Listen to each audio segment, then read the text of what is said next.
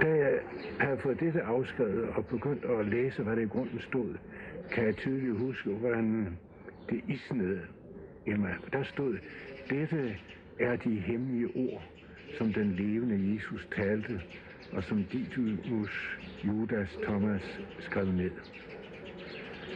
Fra da af kan jeg roligt sige, at den tekst den har fascineret mig.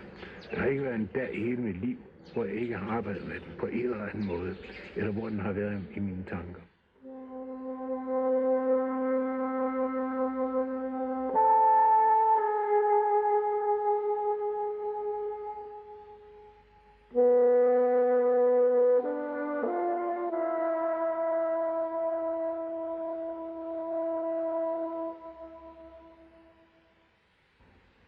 In 1945, near the town of Nag Hammadi in the south of Egypt, some peasants made an unusual find. Under a cliff in the desert, they came across a pot which had been carefully sealed. When they opened it, they found a great many ancient manuscripts. The local priest saved the manuscripts from being burned as fuel.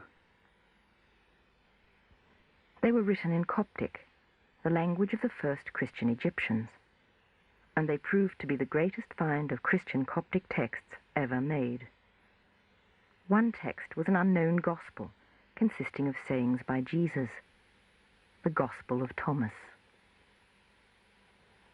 As a young man, the Danish professor Søren Giversen came to play a special role in the history of this sensational find. He has dedicated his life to solving the mystery of the vanished Gospel of Thomas. Did the Gospel genuinely date from the days of Jesus of Nazareth? Did Jesus actually have secret teachings? And how would our church traditions have looked today had the Gospel been accessible? Jesus said, I shall give you what no eye has seen, and what no ear has heard, and what no hand has touched, and what has never occurred in the human heart.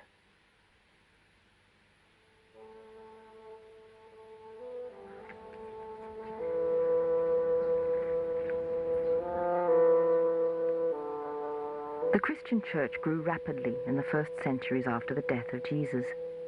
Initially, the disciples passed on his teachings orally. They were not written down till later on, when the stories about his life and work were added. Everything was transcribed, told, and retranscribed for centuries. The biblical text, which became the basis for the church's teachings, emerged over 300 years. Apart from the Old Testament, there were three similar Gospels, Matthew, Mark, and Luke, and the somewhat different Gospel of John, a collection of letters by Paul, setting out the rules of the church, and finally the account of the Acts of the Apostles. Together, these became known as the New Testament. Many manuscripts were not included, though they were still used. Some were accepted by the church for daily use, while others were explicitly forbidden. These were destroyed or hidden away. Jesus said, a city that is built on a high mountain and fortified cannot fall, nor can it be hidden.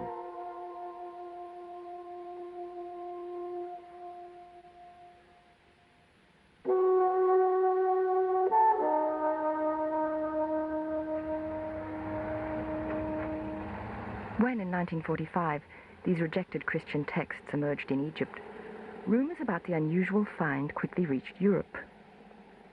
Many experienced researchers were ready to work on the texts, but the Egyptian authorities were carefully guarding them in the Coptic Museum in Cairo. In 1953, Søren Giversen had just graduated in theology when he spoke to his teacher of church history, Professor Hal Koch. Og han fortalte mig om det fund, der var gjort i Egypten. He told me about the discovery of some handwritten texts at Nag Hammadi in Egypt, and he urged me to agree to work on them. I said I didn't even speak the language, but he replied that I could easily learn it. You can be involved in the publication of the text, he told me. I couldn't even dream that such a thing could happen. and I repeated that I didn't know the language. "Things can change," he said.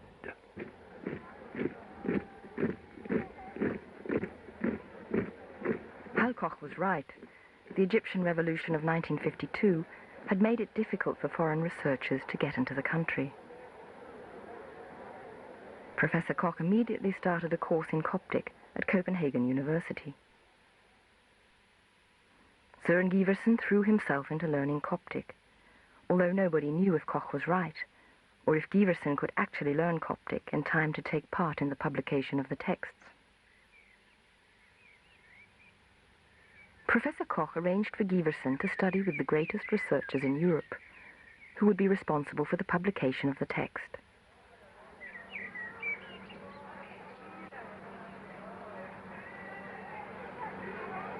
In 1956, the situation in Egypt was calmer, so researchers from France, England, and Holland left for Egypt.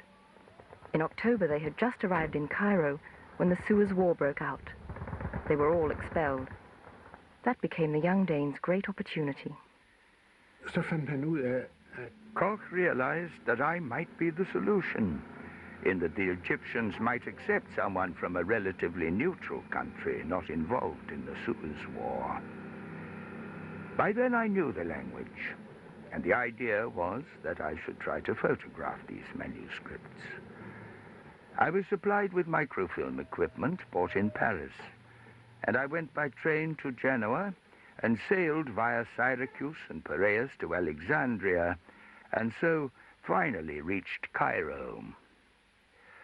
There were no connections by air at that time. The aim was for him to microfilm the manuscripts and send the films back to the eager researchers. But no, the authorities would not give him permission, though he was the only person allowed to work on the texts at the Coptic Museum in Cairo.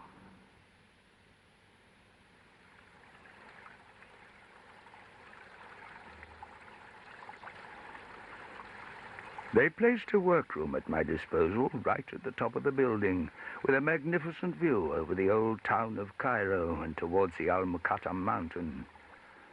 I would sit there and work on the manuscripts, which were spread out on a large table. It was quite an experience for me suddenly to have all these manuscripts that so far I had only heard about. Now here they were, in the original. In Latin, a book is called a codex. There were 13 books in all. Each was kept in a sort of envelope and written on yellowish-brown papyrus. They were extremely well preserved. Codex number 2 was the best preserved. It had a cover with an ankh, a cross in the shape of a handle on it. There was a residue of color on the cover. The first pages of the book were damaged, but further in, the pages were for the most part undamaged. Søren Giversen started at once to transcribe and translate, because he didn't know how long he'd be allowed to stay. den første tekst, jeg afskrev, var den forreste i det der Codex 2. Det er en tekst, som hedder Johannes' hemmelige lære. Og da jeg var færdig med den, kom jeg ind i en ny tekst, som begyndte på koptisk på den måde, Neine, en schatz, og så videre. Og da jeg havde fået dette afskrevet og begyndt at læse, hvad der i grunden stod, kan jeg tydeligt huske, hvordan det isnede i mig. Der stod, dette er de hemmelige ord, som den levende Jesus talte, og som Didymus, Judas, Thomas skrev ned.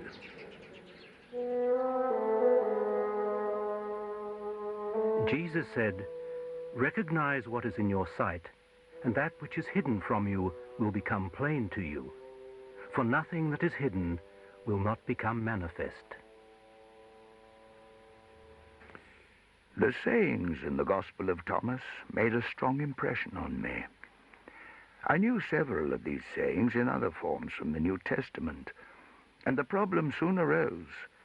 What did these words have to do with the New Testament? Were they a transcript of the New Testament? Or were they part of what later became the New Testament. I realized that I was faced with something very meaningful, but also something which at best could become very controversial, but that it could also add new knowledge and new insight.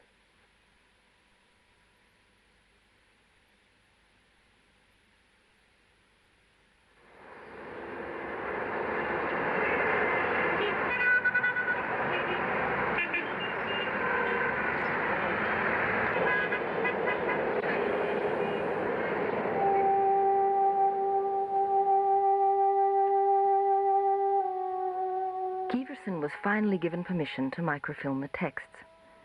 The owner of a big Armenian film company offered to process the film for him. Jeg sad ude hele dagen til den var færdig, og så fik jeg at vide, at jeg kunne afhente den næste dag, så ville den være tør. Jeg var ked af, at jeg ikke kunne få den med hjem. Så sagde han, der var en udvej, det var, at jeg ikke rullede den sammen, men bare gik med den i hånden. Og så tog jeg sådan 2 film over skulderen, og så gik jeg igennem Kairo et par kilometer. Og pludselig opdagede jeg, at jeg havde sådan en interesseret skare bagefter mig, der ville se, hvad der her skulle foregå. Det var nu ikke det egentlig dramatiske, men det dramatiske, det var, at da jeg så afleverede filmen på museet næste dag, fik jeg at vide, at jeg ikke måtte sende negativerne ud af landet. But fortunately, Giverson was later allowed to take a copy with him to Europe. He had finally ensured that a copy of the Gospel of Thomas and several old Christian texts were brought safely to Europe. Now he and other researchers around the world had to consider whether the Gospel of Thomas led back to the historical Jesus.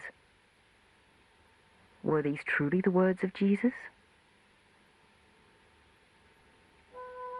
Jesus said, "Love your brother like your soul. Guard him like the apple of your eye."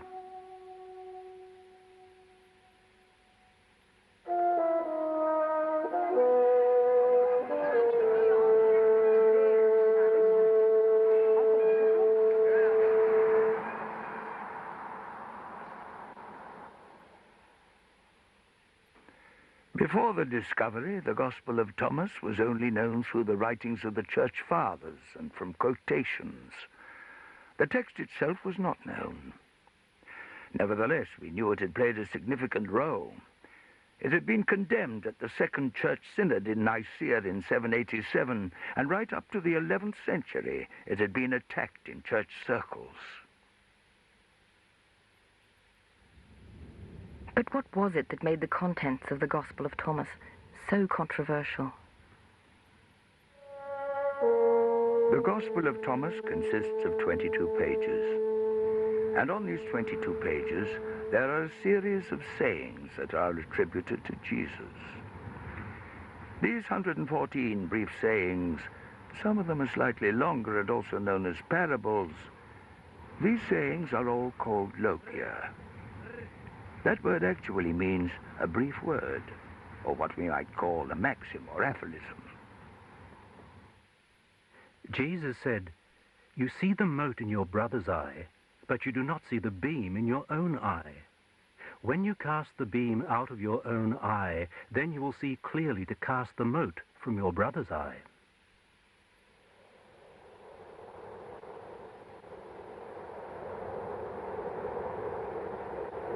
More than half of the Gospel of Thomas is already familiar from the New Testament, especially from the Gospels of Matthew, Mark, and Luke.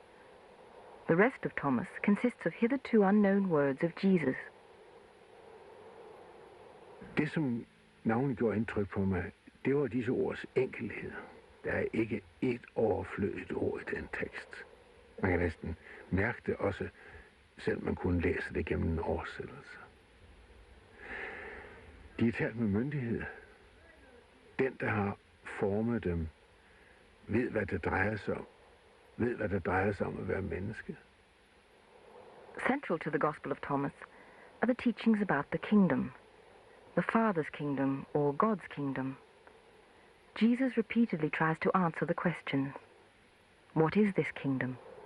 Where is it? How do you enter it? Jesus said, If those who lead you say, "See, the kingdom is in the sky," then the birds of the sky will precede you. If they say to you, "It is in the sea," then the fish will precede you. Rather, the kingdom is inside you, and it is outside you. When you come to know yourselves, then you will become known, and you will realize that it is you who are the sons of the living Father. But if you do not know yourselves, you dwell in poverty, and it is you who are that poverty.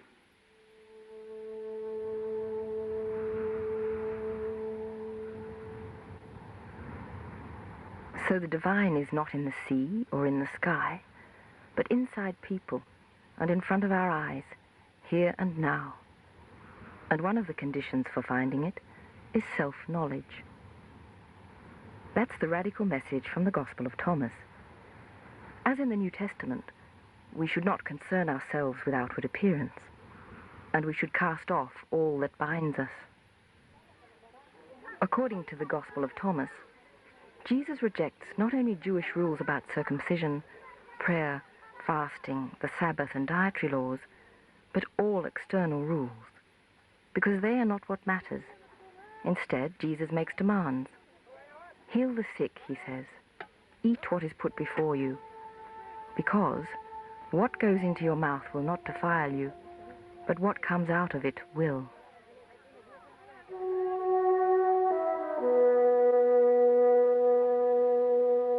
Af Thomas evangeliet kan vi se, at der har været kvinder i disciplekredsen.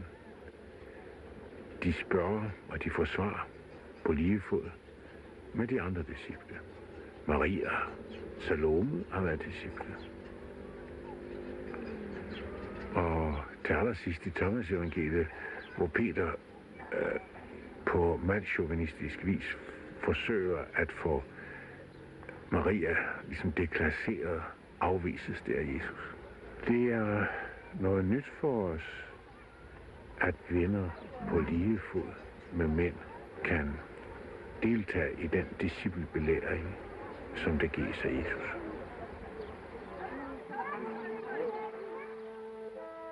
Jesus said, "Two will rest on one couch. One will die, and the other will live." Salome said to him, "Who are you, man, and whose son are you? You have come up onto my couch and eaten from my table." Jesus said to her, "I am he who exists from the undivided. I have been given what was my Father's." Salome said, "I am your disciple." Jesus answered, "Therefore I say that if someone comes who is undivided, he will be filled with light. But if he is divided, he will be filled with darkness." From the New Testament, we know Salome as one of the women around Jesus. In the Gospel of Thomas, Salome wonders about this man who has been so close to her, who has sat on her couch and eaten at her table, and she declares that she is his disciple. This emphasizes that Jesus' teachings are for everyone, men and women alike. The Gospel of Thomas also mentions Mary Magdalene as a disciple on an equal footing with the men. This is a strong break with the Jewish patriarchal tradition, and also radically different from Paul, who ordered women to be silent in the congregation, and from the Catholic Church, which later turned Mary Magdalene into a whore. But what first strikes the reader about the Gospel of Thomas is everything which is not in it. There are no miracles, no crucifixion, and no Jesus who dies for our sins, no resurrection, and no judgment day. There's no Holy Communion and no baptism, and there is not one word about Jesus as the Messiah or Christ. There's no faith and no ritual. In short, everything which is central to the New Testament and the Christian message about Jesus is not there. All we get is the words spoken by Jesus. Are the radical messages in these sayings the explanation of why the Church could not tolerate them? And do they really come from Jesus?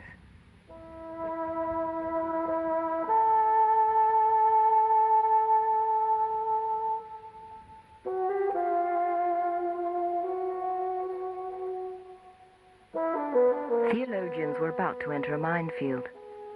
Here was the Gospel of Thomas, which for centuries had been condemned by the Church, but was now proclaimed by the media as the fifth Gospel. They had good reason to be very thorough. The first time I saw the manuscript of the Gospel of Thomas, I realized the text had to be very old. The manuscripts were written by a very experienced scribe. It's almost like a type of calligraphy. Based on the shape and type of the letters, it's possible to date a text. And I dated this text to around the 340s, and I said so publicly in 1963.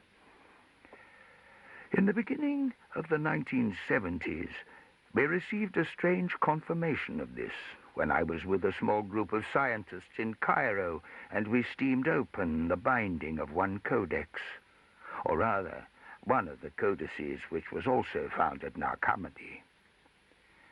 We found that the binding had been stiffened with some scraps of papyrus, which probably had been collected from a waste paper basket.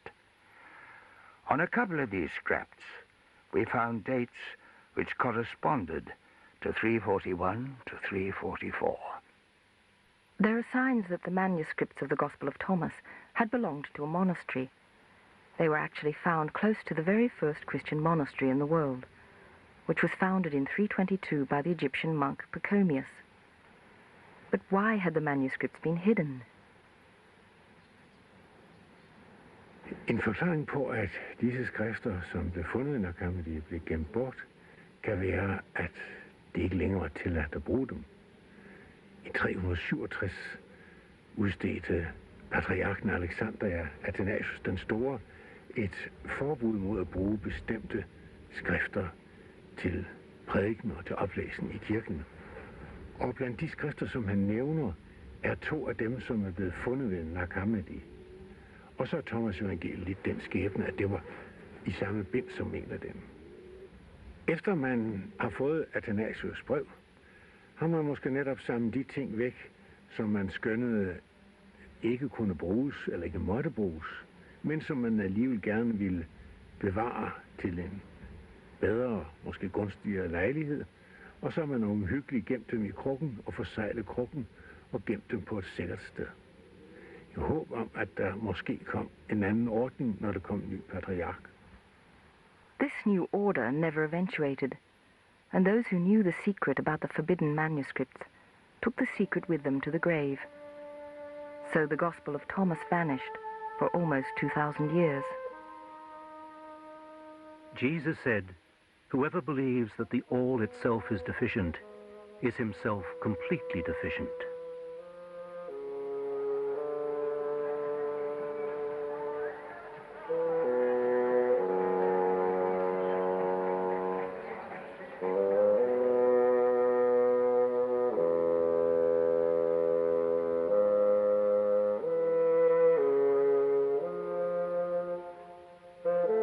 When the researchers seemed unable to date the Gospel of Thomas further back than the 4th century, most of them chose to reject it. 2 misconceptions now became dominant among researchers for many years. One view held that the Gospel of Thomas was merely excerpts from the New Testament. The other view was that the Gospel of Thomas stemmed from the Gnostics, because most of the other texts found at Nag Hammadi were Gnostic. The consequence of both views was, rather conveniently, that no one need take the Gospel of Thomas seriously as a source for Jesus and early Christianity. Research was led on a wild goose chase for many years. Jesus said, "Let him who seeks continue seeking until he finds. When he finds, he will become troubled. When he becomes troubled, he will be astonished, and he will rule over the all, and he shall find peace."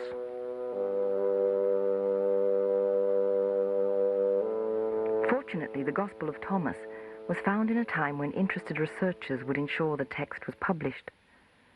Søren Giversen published a Danish translation of the Gospel in 1959, then worked on getting all the manuscripts from Nag Hammadi published in facsimile.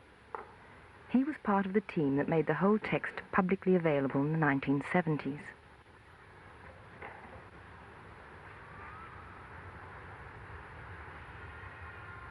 Research into the origins of the texts continued at the same time. This manuscript dates from 340. But when was the text first written down? The Gospel of Thomas, as we know it from Nag Hammadi, is a transcript. We also know that it was a translation from Greek to Coptic, and that means that there must have been a precursor to the Coptic text. Around 1900, 3 papyrus rolls written in Greek had been discovered, and it now became clear that they were from the Gospel of Thomas. Søren Giversen dated them to no later than the year 125. The oldest copy of the New Testament in existence comes from the same period. This meant that the Gospel of Thomas definitely existed around the turn of the 1st century. It took a great deal of research to disprove the view that the Gospel of Thomas was a Gnostic text.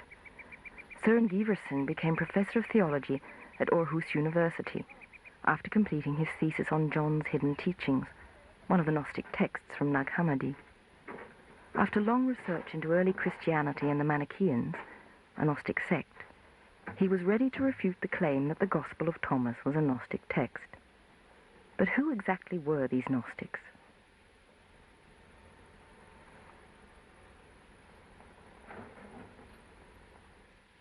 The Gnostics were really only a small group of people who were interested in religion and philosophy, and for whom realization and insight, what is called gnosis in Greek, meant a great deal.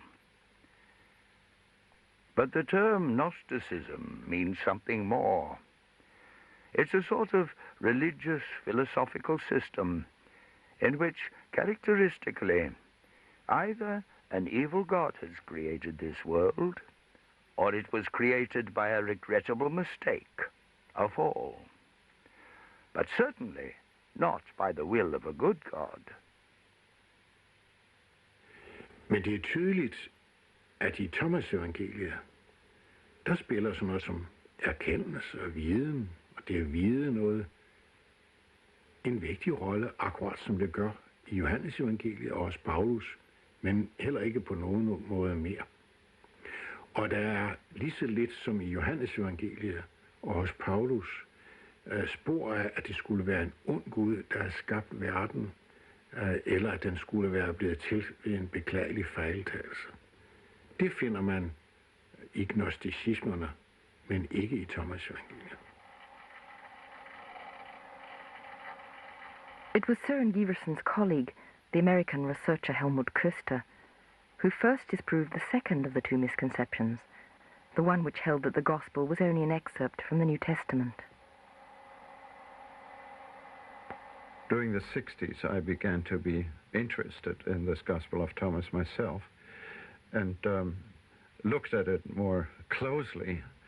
And the first thing that struck me was that in the Gospel of Thomas, typical features of the editorial activity of the Gospel writers of the New Testament were missing. That is, in the New Testament we have all the sayings of Jesus included in a biographical framework, which means that the sayings were redacted, the sayings were made subject to a redaction.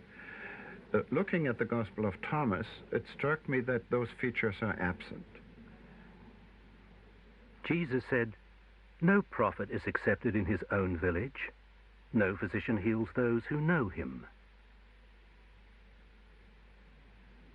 There is a saying in the Gospel of Thomas about the prophet who is not accepted in his fatherland and the physician who does not do miracles in his home city. It's a parallel saying in 2 parts. What's the relationship of that saying to the story of Jesus' rejection in Nazareth? Now, already at the beginning of the century, when this particular saying of the Gospel of Thomas became known through a fragment of a Greek papyrus, the argument was made that that saying is more original than the story we have in Mark 6 about Jesus' rejection in Nazareth. What has happened here is that after Jesus is driven out of the city, he says the prophet is not accepted in his fatherland. But what happened to the second part of the saying, the physician doesn't do miracles at home, that has been changed by the author of the Gospel of Mark in narrative, saying, and Jesus did not do many miracles there. So we have the transfer of the saying in two parts, one part quoted, the other part transferred into narrative, which in the development of the tradition is secondary to the saying itself. Whenever you have a parallel, with a very few exceptions, the saying or the parable that occurs in the Gospel of Thomas appears in a more original form than the form that has been given to these sayings and parables by either Matthew or by Luke. So I came to the conclusion, therefore, that this sayings tradition must go back to an independent, older tradition or document which had it was in no way influenced by the Gospel writers. Both Custer and Giverson think that the sayings in the Gospel of Thomas were written between 50 and 100 AD, in the same period as the New Testament, but without being influenced by it. From changes in the text over time, they conclude that the words of the Gospel of Thomas are older and more original than the corresponding words in the New Testament. That means that more than half the sayings in the Gospel of Thomas are among the earliest recorded words of Jesus, according to some researchers. Take it a step further. The words not known from the New Testament, but preserved in the Gospel of Thomas, why shouldn't they also come from Jesus? Whatever the case, the Gospel of Thomas is an invaluable source of Jesus' teachings and early Christianity. If we take that seriously, it must lead to a revision of our picture of Jesus' teachings and his first followers.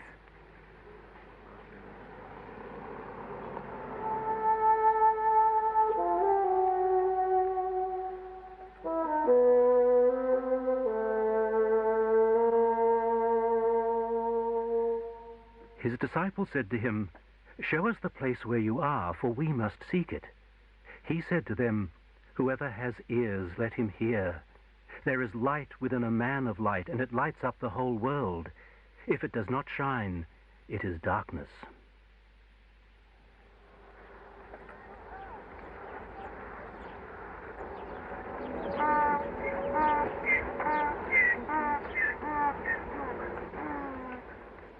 Efter min opfattelse, så er Thomas-evangeliet et enestående oldkirkeligt dokument, hvis rødder går tilbage til den ældste menighed, som har overleveret disse dyrebare Jesusord, såvel som de har overleveret andre. Og det er fra dem, Thomas-evangeliet er kommet videre. Vi ved fra Nye Testamentet, at efter det chok, som korsfæstelsesbegivenheden måtte have været for disciplene, der finder de sammen og kommer som en menighed stadigvæk i templet, men samles derudover privat. We know from the New Testament that in the early church there were differing opinions among the disciples. Soon different interpretations began to crystallize. It was the disciple Peter who first set off with a new message. We also know that Jacob, Jesus' brother, led the church in Jerusalem. Jacob is mentioned in the Gospel of Thomas, a sign that the Gospel had a place in that church.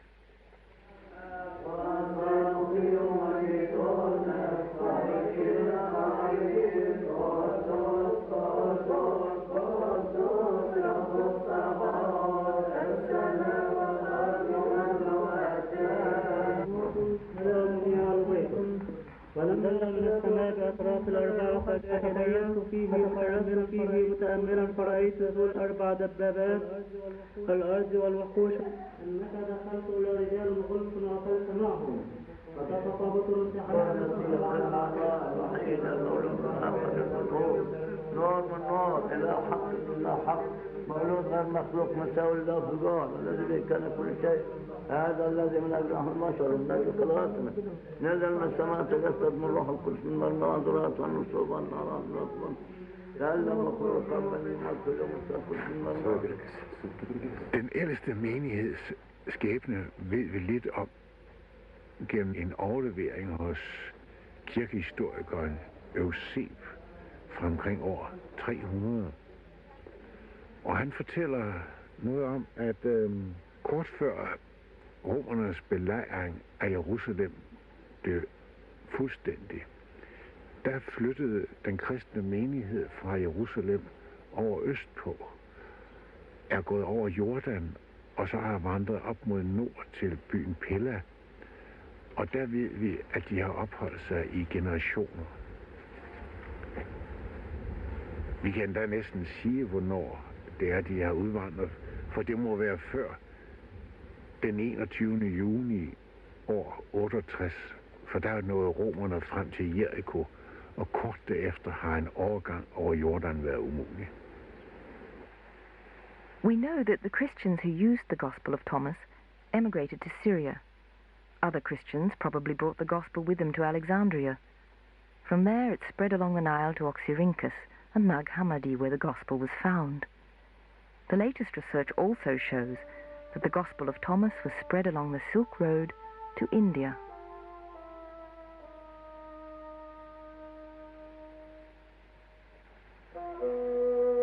Jesus said, "Take heed of the living one while you are alive, lest you die and seek to see him and be unable to do so."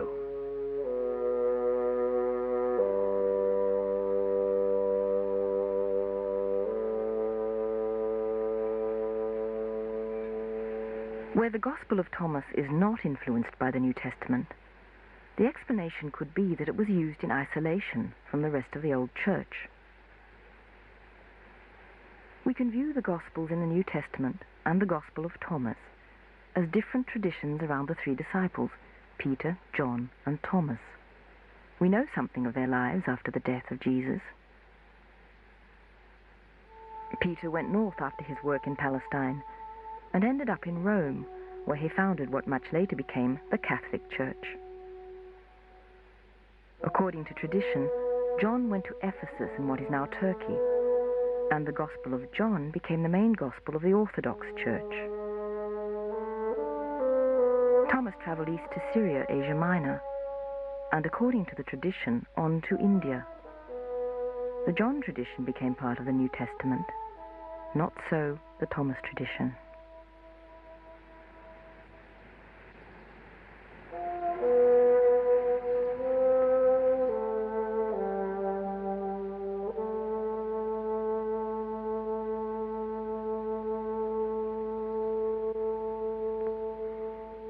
These are the secret sayings which the living Jesus spoke, and which Didymus Judas Thomas wrote down.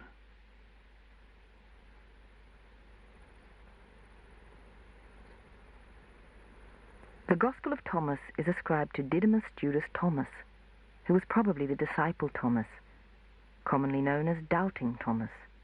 But was he?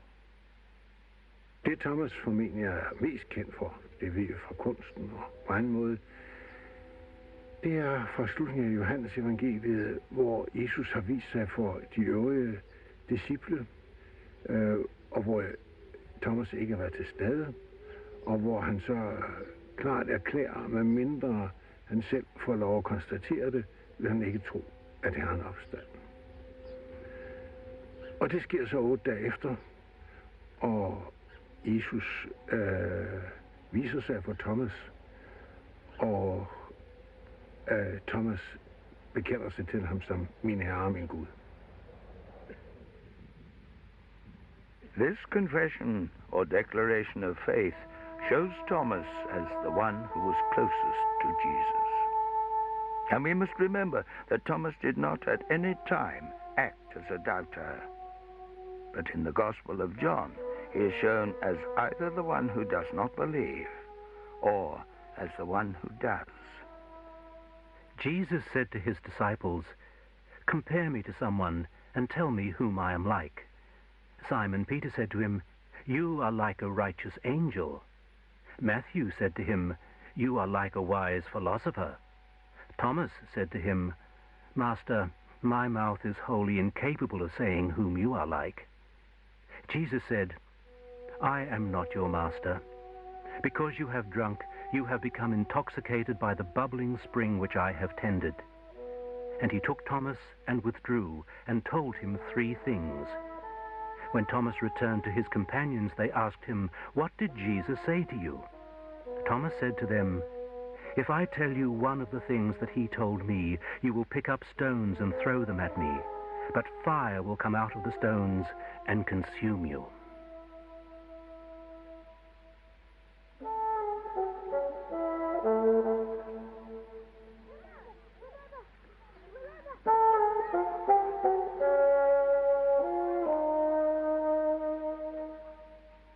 In Logion 13, Thomas is told that he has now learnt so much of Jesus' teachings that Jesus is no longer his master. Thomas has served his apprenticeship. According to Luke, the disciple is not above his master, but everyone who is perfect shall be as his master. There are no known examples of anyone achieving this state, but in Aramaic, Thomas means twin, as does his Greek nickname Didymus. This may mean that Thomas was Jesus' spiritual twin brother. The Gospel of John in the New Testament may point to the nature of the 3 words Jesus said to Thomas. Thomas asks, in effect, "How are we to follow you when we do not know the way?" And Jesus answers, or rather Jesus says to Thomas, as it is correctly translated, "I am the way, the truth, and the life."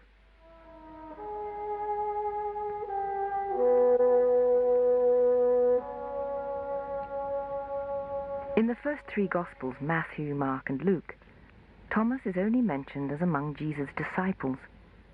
We can imagine that there was jealousy and internal rivalry among the disciples over who was closest to Jesus. This rivalry can be seen in the New Testament, and it may be the reason history has depicted Thomas as the doubter. But the Gospels of Thomas and John tell quite a different story. Thomas is the one who is entrusted to pass on the secret words, the innermost teachings, about the way to the kingdom of God. Words that were preserved for centuries before they were lost.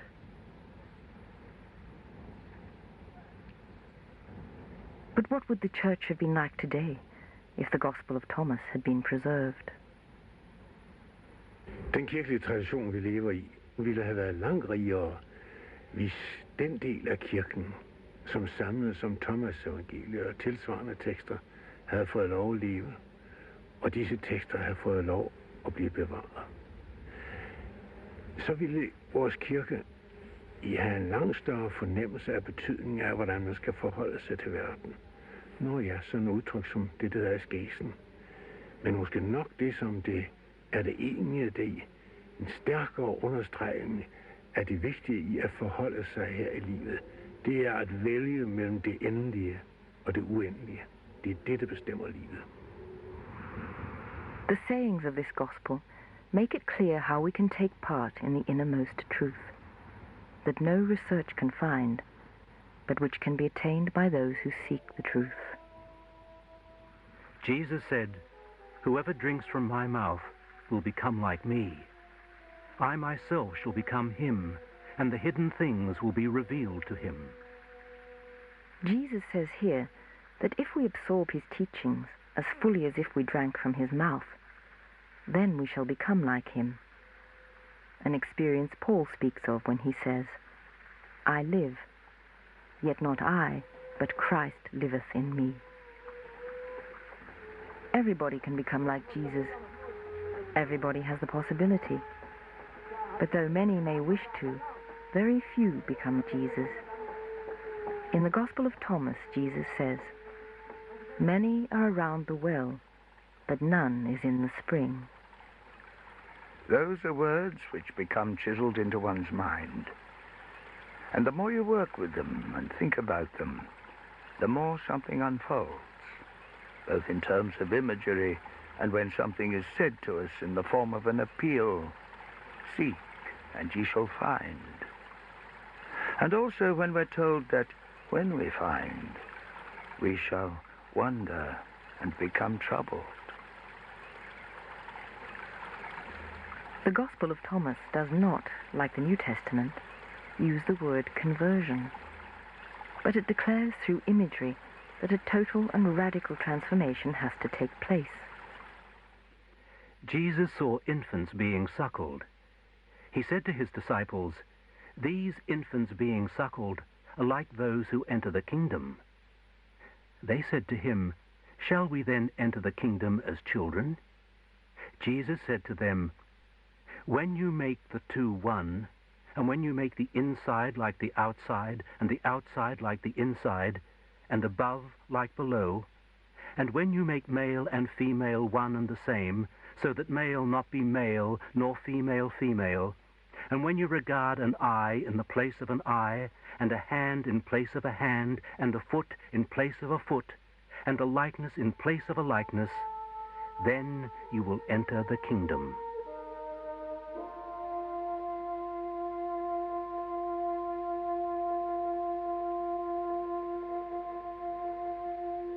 The divided, the male and the female, shall be one, and the outside and inside shall be equal.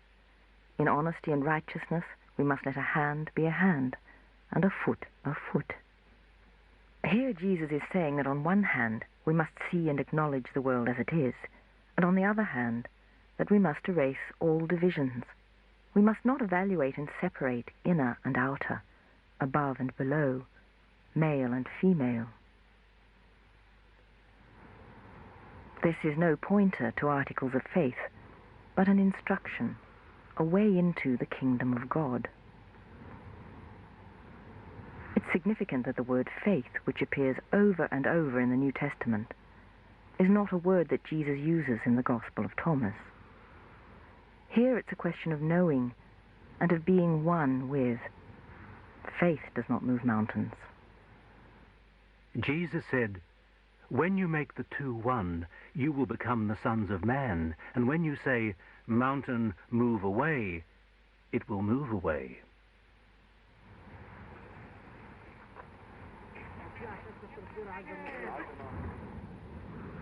The words of the Gospel of Thomas make big demands.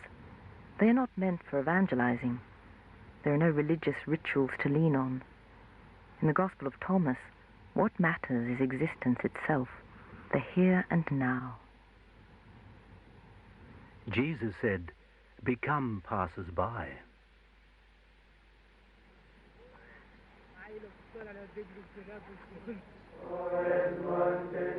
You can't build a church on existential statements of that kind. The Gospel of Thomas was suitable for study and discussion, and so was used by monks and nuns in the early monasteries until it was banned. The Gospel of Thomas bears witness to an early Christianity that was much more open to interpretation than previously believed, and a tradition that does not stress the passion, death, and resurrection of Jesus as its pivotal points. Rather, it emphasizes the words of Jesus as a teacher who imparted divine wisdom. This tradition takes the words of wisdom as an authority in themselves, because the teacher is present in the words he has spoken. Words preserved in the Gospel of Thomas, which we may presume go back to the historical Jesus. Jesus said, "It is I who am the light which is above all things. It is I who am the all. From me did the all come forth. Split a piece of wood, and I am there. Lift up a stone, and you will find me there."